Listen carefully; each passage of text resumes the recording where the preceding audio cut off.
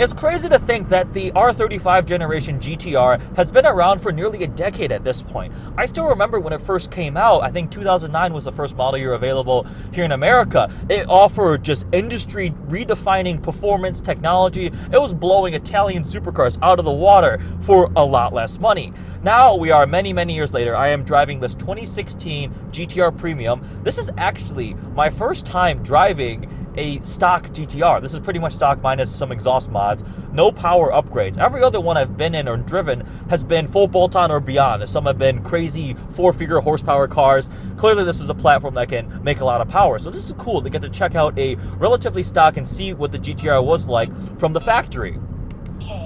If we talk numbers from the factory, the GT-R came with a 3.8-liter twin-turbo V6.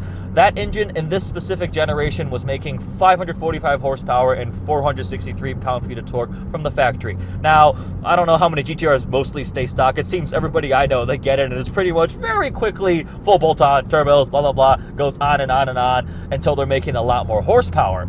Stock-wise, GT-R's been clocked to 60 pretty much 3 seconds flat. Some under 3 seconds, 2.9, that range there. Quarter mile, 11. This is all, I'm talking stock numbers, which most of them did get modded. I just know so many people with modified GT-Rs. It seems like it's such a good platform for upgrading power if that's what you're looking for. And these, hello, there's a cop somewhere. These numbers back when it was stock compared to the rest of the industry was crazy. It was on par with or beating some 6-figure, $200,000 mid-engine exotics like a Ferrari or a Lamborghini, stuff like that. I think the biggest thing is in the last many, many years, as other cars have come out with new generations, that gap has closed. When the GT-R first came out, it truly was redefining the industry. What you could do for this amount of money, this amount of performance, it was destroying cars 2 to 3 times the price. Now those cars have caught up and or widened the gap. A GT-R, we used to be on par with the mid-engine Ferrari. Now the mid-engine Ferrari destroys it. I know it's a lot more money, but I'm saying back then, that's why it was so impressive.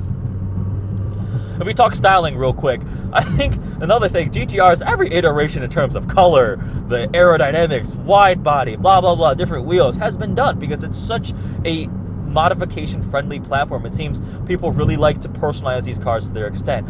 Stock-wise, I always thought it looked pretty big. On its own, if you just park it in a parking lot somewhere, it looks fine. But if you pull up next to a conventional mid-engine exotic or like a Porsche 911 or something, it starts to look very, very large. Regardless, it's a very recognizable appearance. I mean, for some reason, GT-Rs just attract a ton of enthusiasts and attention. You pull it, drive it out somewhere, people will be giving you thumbs up, people want to take pictures. I've heard that a lot from GT-R owners. It's unmistakably an R35 GT-R. They did update the lights on this car, so this is the newer ones. As they went out through the model years, they were like, okay, let's make some changes. So I think it looks a lot better, less dated with the modern. I really like the little swoopy like Z shape and then the thinner rear LED taillights. And then next model year, I believe they went even further and rechanged the bumper and stuff like that. Interior is a lot refreshed on the even newer one. But overall, this platform hasn't really changed a significant amount in the last many, many years. The interior of this car, I like a lot. This red with the kind of textured pattern on the seats and everything looks really nice. But the button layout, this screen display, the front tachometer, speedometer stuff, it feels old to me. I mean, it's been around for so many years.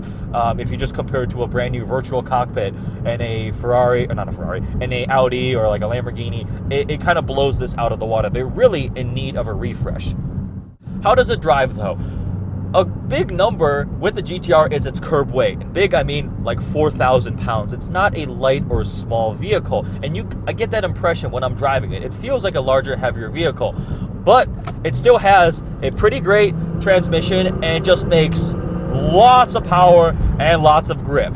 It's pretty cold out right now. We're running winter tires, so obviously it's not going to be at the limits of what it can do. But again, remember, this car, when it came out, was setting lap records. It was beating mid-engine exotics around legit race tracks. Personally, to me, the GT-R is kind of almost transformed into, because most of my friends build these to be either like a half mile or drag race or just high horsepower roll racers.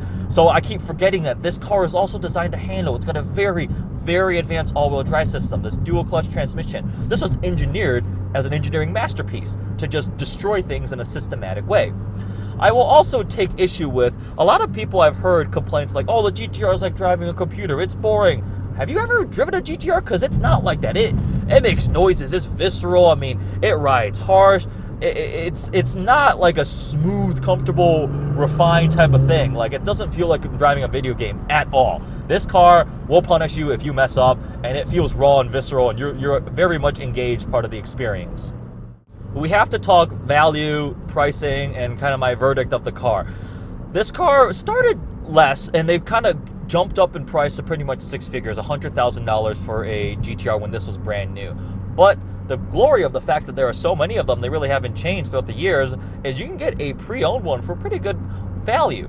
It's weird also how they've kind of sandwiched, at least a year ago when I was kind of looking into them, following the trends with some friends, it seemed that you could get either a older one with lower miles or a newer one with a little bit more miles for pretty much the same price. So they kind of sandwiched down to a really weird depreciation curve. 60, 70 grand gets you a pretty dang good GT-R in good condition. And again, if you want to mod it and build it up, that's a great platform. I don't think it's as crazy good of a value as it used to be compared to the other cars in the marketplace. For example, if you go buy a $100,000, actually, I don't know if you can even get a Carrera S for that kind of money, but let's just say a Porsche 911 Carrera S for similar money, that is going to be as faster, have more technology and luxury and stuff like that. The value is still a great proposition, but I think there are some downsides that they haven't really addressed in terms of the interior design, updating the technology, kind of overhauling the overall car to a new generation.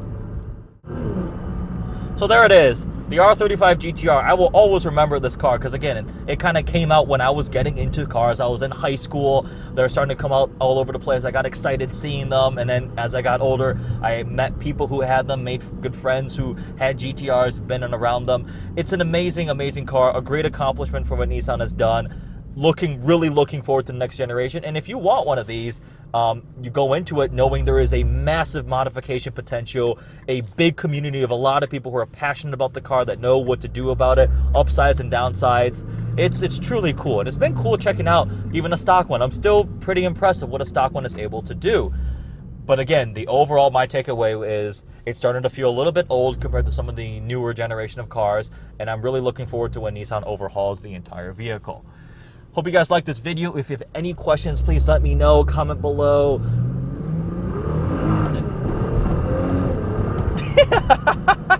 That's awesome. Thanks for watching.